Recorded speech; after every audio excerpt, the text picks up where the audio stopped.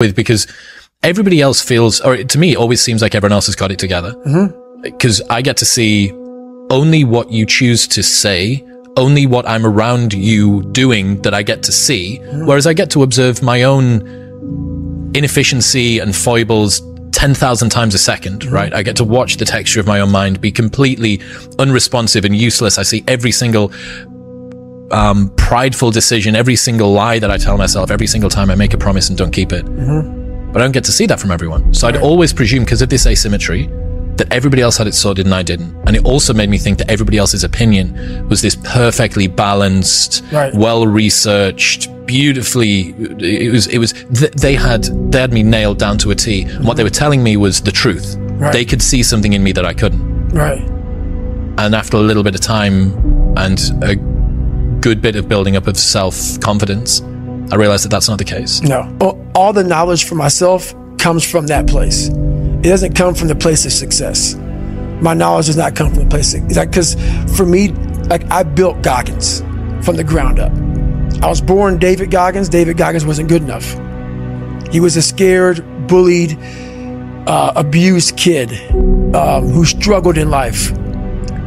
And that kid, whenever something got tough, no matter how hard I trained, no matter how ready I was, whenever something got tough for me, David Goggins, the real David Goggins, would come out and he would quit.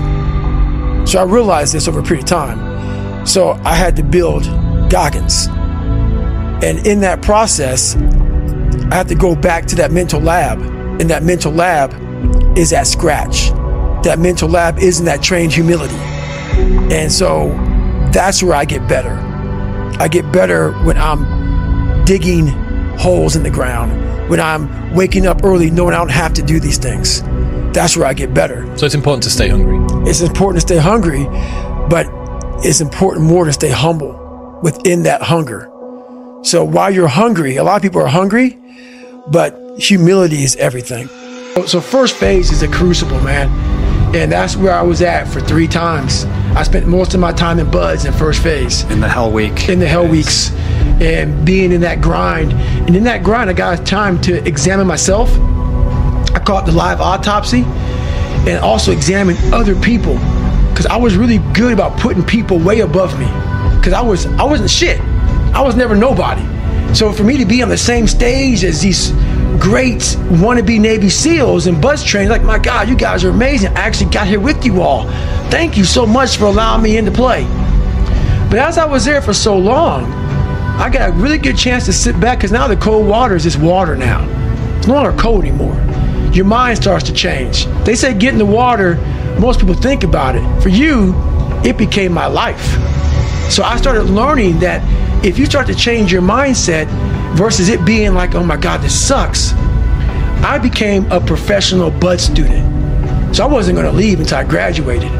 So I started realizing, if this is my home, this is what I am, I had to always reset the bar. I had to reset my new norm. There always had to be a new norm. So one thing we don't do is we don't have a new norm. My new norm is you get up every fucking morning at 4 o'clock and you suffer. This is your new norm. That became my new fucking life. Most people want to get out of it. I said, no, motherfucker, this is your new life. This is who you are. Your new norm is you wake up and you suffer. And I started realizing, if that's my mentality, this shit ain't hard anymore. Right.